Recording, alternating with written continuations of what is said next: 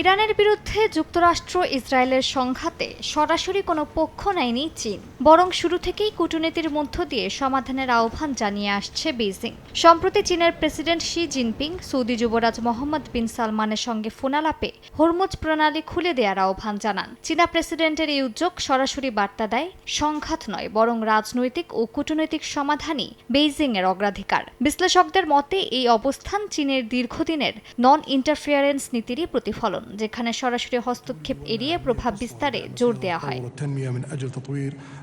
একই দিনে যুক্তরাষ্ট্রের প্রেসিডেন্ট ডোনাল্ড ট্রাম্প সামাজিক মাধ্যমে যুদ্ধ জয়ের দাবি ও অবরোধ চালিয়ে যাওয়ার ঘোষণা দেন। ট্রাম্পের এমন পদক্ষেপ চীনের পরিমিত কূটনৈতিক ভাষার সঙ্গে তীব্র বৈপরীত্য তৈরি করে। আল জাজিরার এক প্রতিবেদনে বলা হয়, এই পার্থক্যকে কাজে লাগিয়ে বেইজিং নিজেকে স্থিতিশীলতার পক্ষের শক্তি হিসেবে উপস্থাপন করছে, যেখানে ওয়াশিংটনকে দেখা যাচ্ছে সংঘাতের পক্ষ হিসেবে। অর্থনৈতিক বাস্তবতায় এখানে চীনা কৌশলের মূল চালিকা শক্তি। তেহরানের প্রধান বাণিজ্য অংশীদার হওয়ার পাশাপাশি উপসাগরীয় দেশগুলোর সঙ্গে গভীর সম্পর্ক গড়ে তুলেছে বেইজিং। সব পক্ষের সঙ্গে সম্পর্ক বজায় রেখে এগোতে চাইছে চীন। বিশেষজ্ঞরা বলছেন, এই ভারসাম্য নষ্ট হলে চীনের জ্বালানি নিরাপত্তা ও বাণিজ্যিক স্বার্থ বড় ঝুঁকিতে পড়বে।